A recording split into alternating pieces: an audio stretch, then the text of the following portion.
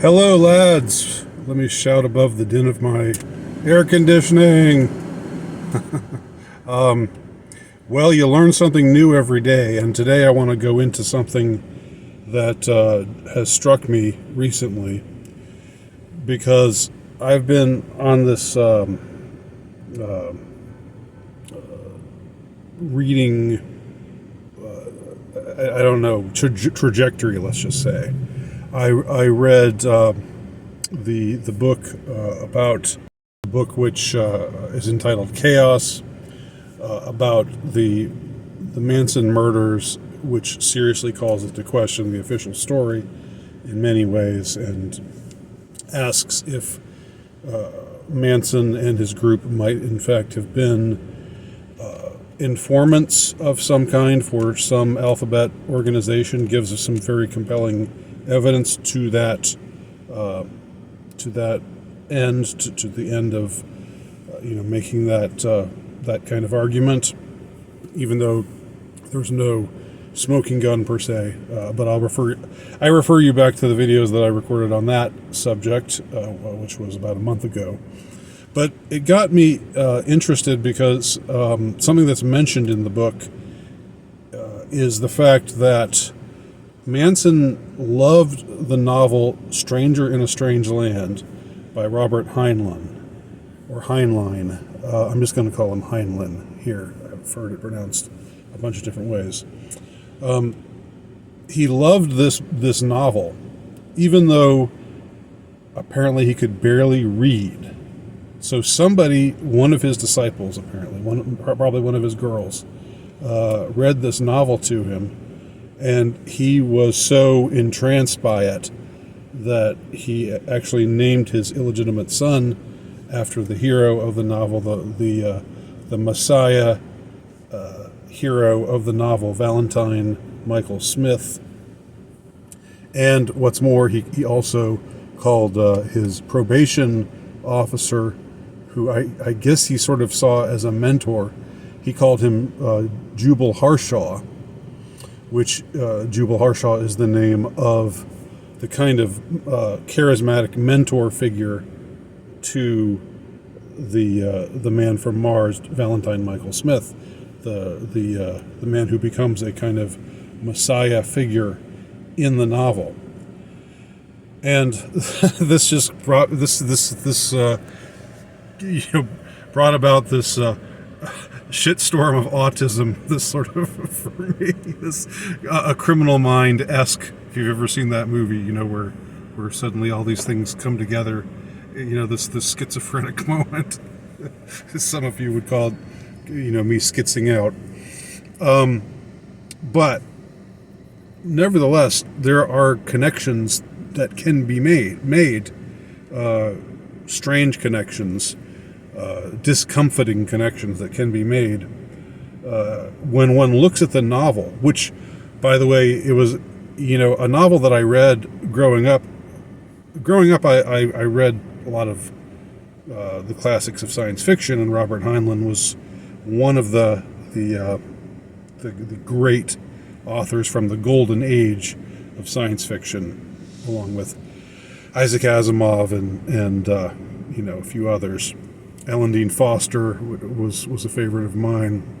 Anyway, so I read several books by Heinlein, and was well aware that Stranger in a Strange Land was, his most famous novel, and his weirdest and most controversial, next to Starship Troopers. Now, let me tell you just a little something about Heinlein. He was an interesting guy.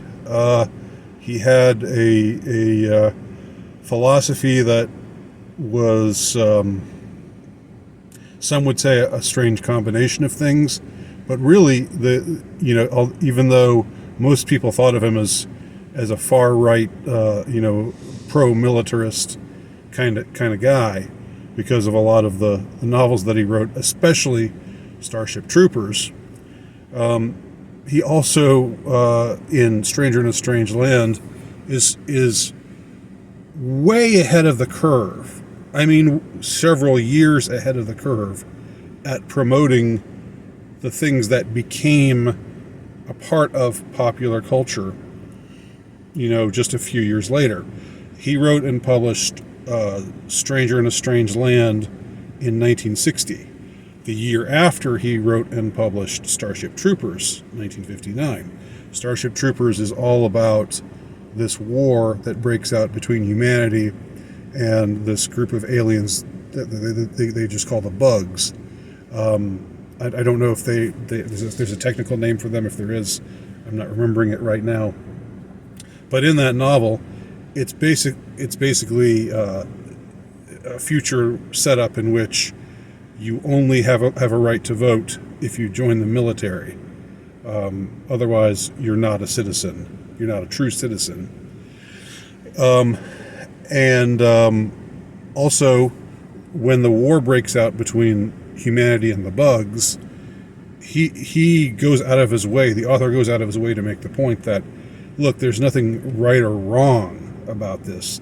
It's just humanity and the Bugs both were, in the same, both occupied the same galaxy, and they both wanted the same real estate. And I remember it was put exactly like that. We both wanted the same real estate. That's how the protagonist of the novel puts it. Johnny Rico, the protagonist, the hero of the novel. That's how he puts it.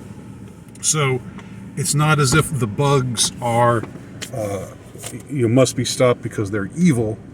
It's just that, well, it's them or us. If given that we want to expand to these other planets, the Bugs also want to expand to these other planets. Well, it's a war of extermination between them and us.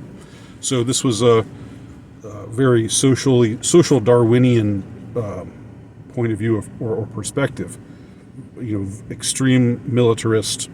Again, a lot of elements. A lot of highly philosophical elements that are introduced with something of a lack of subtlety, I would say, but still, it's interesting that they're there, because most science fiction novels, most pulpy science fiction novels, you don't find, like intellectual conversations about these kinds of issues.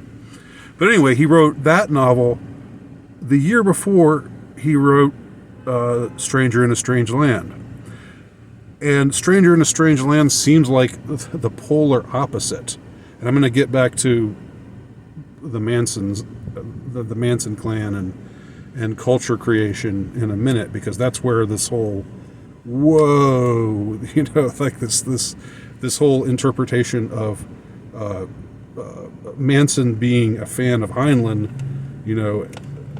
that's where it all kind of takes me to a strange and unexpected place in my mind as far as speculation goes. And again, it's all speculation. It's not. There's certainly no smoking gun here. There's a lot of really strange coincidences. So, Stranger in a Strange Land, in a nutshell, is about a man who was born on Mars and who grew up with the Martians, with the Martian civilization, knowing their ways, but being biologically human, but basically being psychologically Martian. He was born there when there was an expedition to Mars that something happened to, that they crashed, or some mishap befell them, and then they were the original colonists or the original explorers, which were made up of groups of men, 4 couples. He was the bastard son of a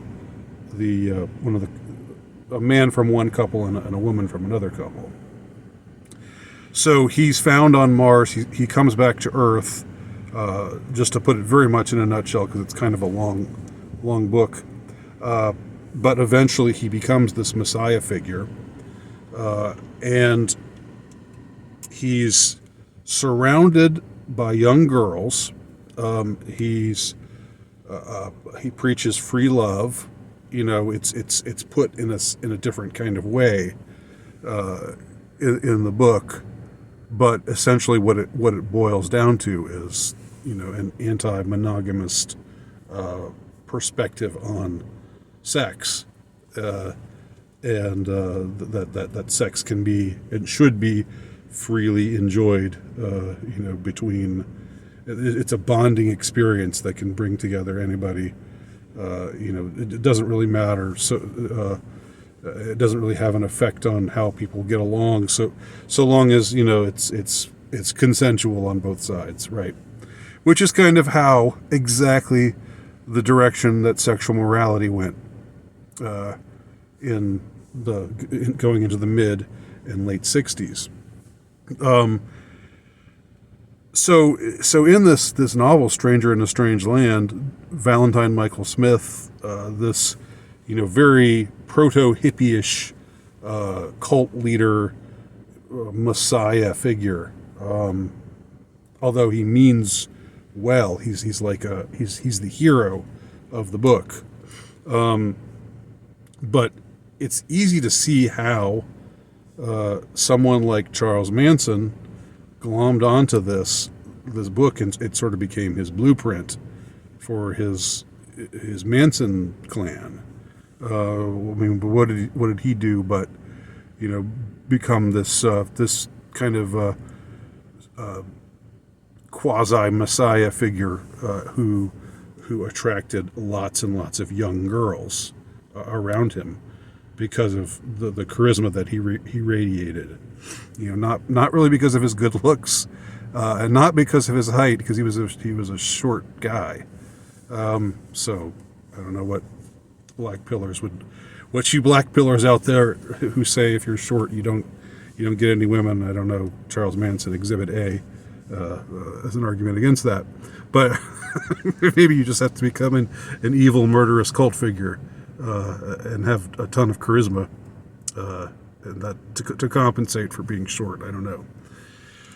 But what really strikes me about the novel, and again, I'm sort of just putting this all out there in a very unsystematic way right now, and I'm not sure if what I'm saying has already been echoed by others. All right, but when I read, again, to throw another title at you, when I read Weird Scenes Inside the Canyon, it talked about the Laurel Canyon scene, mostly about these bands that came out of Laurel Canyon who became who had this huge effect on the culture and on the counterculture, the youth scene, and how it seems that the author argues, and I think he does a pretty good job of making a case for it, that there was something astroturfed about this whole Laurel Canyon scene. It sprung up out of nowhere, basically, and they found a lot of good-looking people who weren't necessarily great musicians, but their first, they're for a lot of these groups, their songs were written and actually performed on their albums by session musicians. So the people who went out when they went out and performed live, they weren't very good. They were very amateurish sounding because they were, just pretty faces who were meant to be presenting this new kind of music and this new kind of culture, again, to the world, coming out of California, coming out of LA, which before the late 60s there was no music scene to speak of in LA, and coming specifically out of Laurel Canyon. And this book, which I think I've also talked about here, goes into detail about a lot of different musicians, eclectic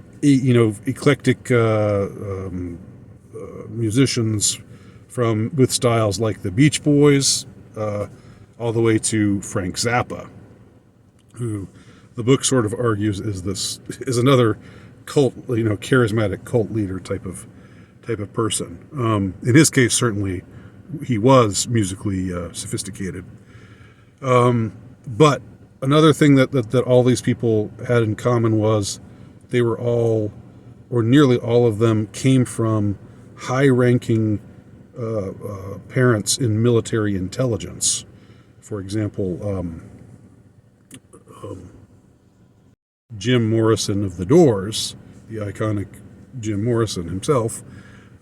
His father was, I believe, an admiral who was involved in the Gulf of Tonkin incident in just outside of Vietnam. The incident that the U.S. military essentially used as a pretext to get into the war, to get into an active hot war with the Viet Cong.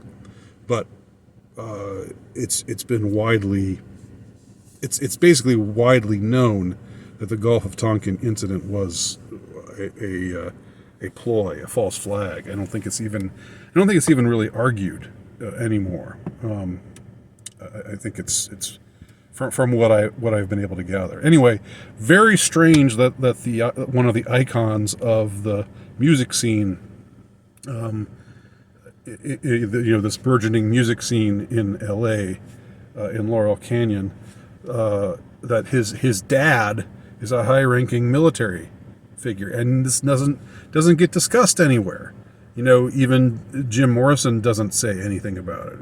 He says, "Well, my father's dead," in some interviews, and people, they don't look into it. I mean, it seems like it would be a pretty easy thing to dig up, but it doesn't get exposed until much, much later. So the connection here is that Robert Heinlein also lived in Laurel Canyon. So, and he hobnobbed with people like L. Ron Hubbard, a fellow pulp sci-fi writer, of course, before he became the founder of Scientology. I believe Heinlein had some kind of connection to Crowley, the ever-present Crowley, who keeps getting brought up in whenever you look at the music counterculture scene from the late 60s and even into the 70s. David Bowie was a big Crowleyite. What's his name? The guitarist of Led Zeppelin, was a worshipped Crowley, was an adept of the Crowleyan faith, if you want to call it that. So lots of connections to lots of rather, I would say, sinister figures, and Heinlein's one of them. So you've got this science fiction novelist writing very prophetically about basically what became the youth culture, and more specifically, the Manson cult. The Manson cult was very much resembled the cult of Valentine Michael Smith, the Man from Mars. And by the way, this is a trifling detail, but if you ever hear the song "Rapture" by Blondie, which is much, much later, it's in the new wave scene in the early '80s, and it's a stupid song, but Deborah Harry in the rap section of that song keeps talking about, "Here comes the man from Mars," and like the man from Mars, that phrase, "the man from Mars," keeps getting mentioned over and over and over again. Well, in Stranger in a Strange Land, they continually refer to Valentine Michael Smith as the man from Mars. So that's just another interesting thing. But the most interesting thing to me is what seems like, and again, this is, you can dismiss this as me being schizo if you want. I don't, whatever. It's not that I have any evidence or any kind of smoking gun to point to. This is just me, thinking about all these things that are out there and saying, this is strange. It seemed like that this book would serve as a blueprint to the creation of this culture, the creation of free love culture, which at the time that Heinlein was writing was nowhere to be found in the wider culture. Maybe it was practiced by some weirdo elites, which maybe Heinlein had connection to. For all I know, he probably did. But it wasn't, if you had promoted anything like free love in 1959 or 1960, again, the age, the 2 years which gave birth to the two most influential novels by Heinlein, Starship Troopers and Stranger in a Strange Land, which seemed to be polar opposites politically, but yet social Darwinism and free love, I don't know, anti-monogamy sentiment or philosophy, those are by no means in contradiction with one another. It's just that the aesthetics of the Messiah hippie very much go against the aesthetics of the Starship Trooper, the bug killer, the badass who goes around shooting all these alien bug creatures and exterminating the bugs so that humanity can rule the universe. So they don't necessarily contradict. They just aesthetically they jar when we think about them together. When we think about one and the other, both existing within the mind of the same author, and both be in novels that were written back to back. 59 Starship Troopers, 60 Stranger in a Strange Land. Odd that would be the case, but also like sort of sets the tone of this seeming contradiction that is the Laurel Canyon scene, at least if what is said in Weird Scenes from the Canyon, the thesis there, is true.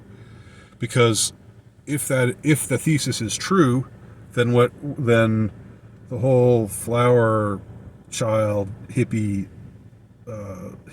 stuff, peace and love stuff, was this intentionally astroturfed, this created the scene that was created in order to I think the author makes the argument that this scene was created in order to bring the anti-war perspective into disrepute. So, at first, the people who were against the war in Vietnam were clean-cut and respectable people who were monogamous and, weren't taking drugs, weren't smelly hippies with long hair and, surrounded by harems and stuff. But this creation of this culture, this hippie culture, led to the discrediting of the anti-war scene, because now the anti-war scene became, Timothy Leary, tune out, turn on, drop out, tune out, turn on, drop out.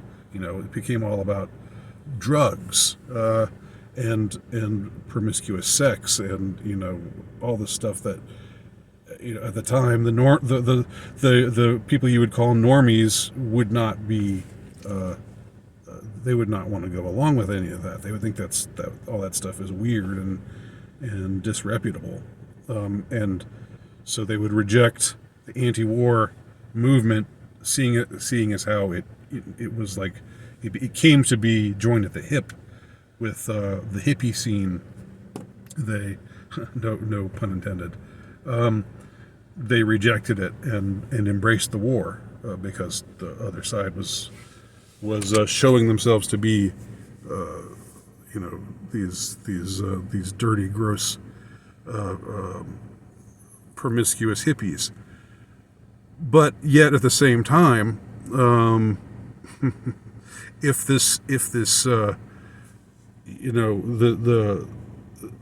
it's true what's argued in Weird Scenes in the Canyon, then the military industrial, the military intelligence, the ones who were the parents of all of these musicians and all of these actors, and it's just like one after the other, and they weren't just military.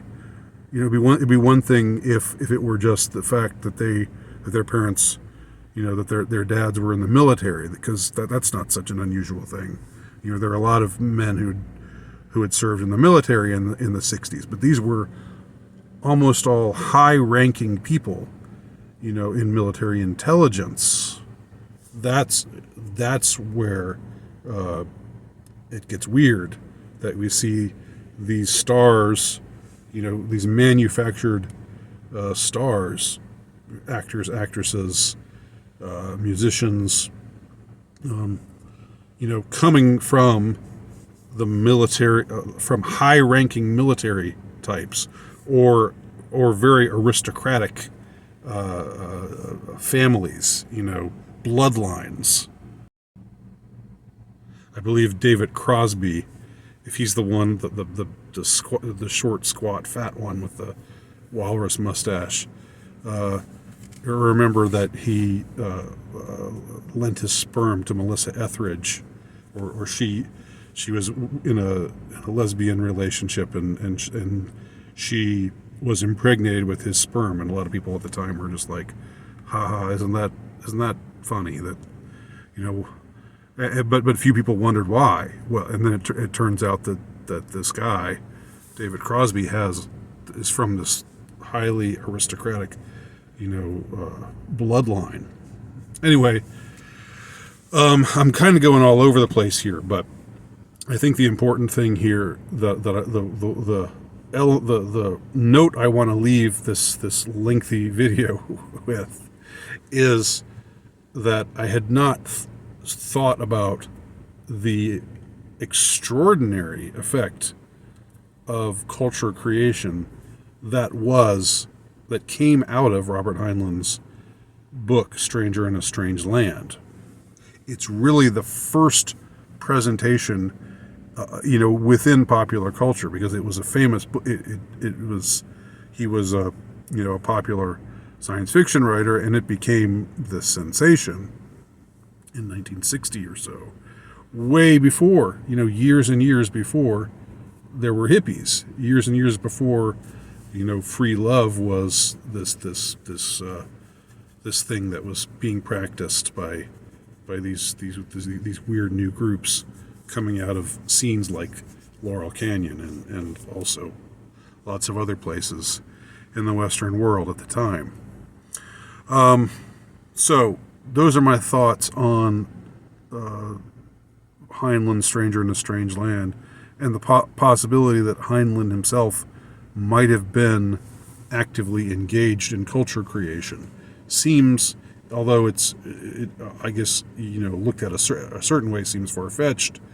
To me, it doesn't seem so far-fetched. I don't know. What do y'all think? Leave your comments below. I'm interested in what anybody has to say, as long as you're not just dismissive. But you don't have to agree with me. Just let me know what you think. Thanks for watching.